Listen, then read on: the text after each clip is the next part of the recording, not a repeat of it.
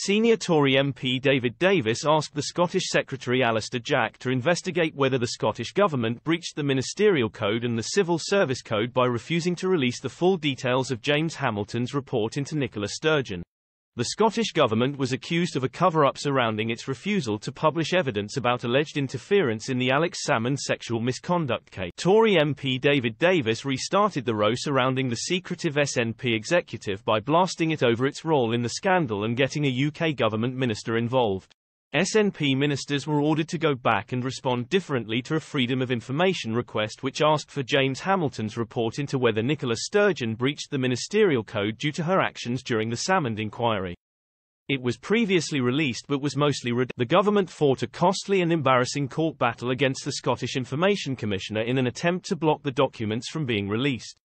This cost the taxpayer £30,000. With the judges taking mere seconds to decide that the government was wrong to claim it did not hold the information. A second attempt to force the executive to publish the unredacted publication failed as ministers relied on other loopholes which included claims that it would be likely to deter individuals from providing free and frank evidence in such investigations in future. The row has now made its way to Westminster. Mr Davis, who is a good friend of the former First Minister Mr Salmond, utilised Scotland Questions on Wednesday to ask the Scottish Secretary whether he had the power to investigate wrongdoing by the government.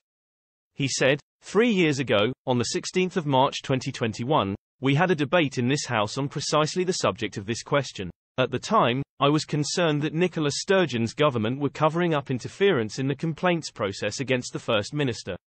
Since then, in defiance of the Information Commissioner and of a court order, they have continued to cover up. Will the Cabinet Secretary look at whether the Ministerial Code and the Civil Service Code have been broken? Mr Jack asked his colleague to write to him and ask him to do that very thing. The row surrounding Mr Salmond's treatment at the hands of the government he used to run has been ongoing since he was charged with a number of sexual offences relating to his time in Bute House. He was eventually found not guilty of all but one charge which was found not proven.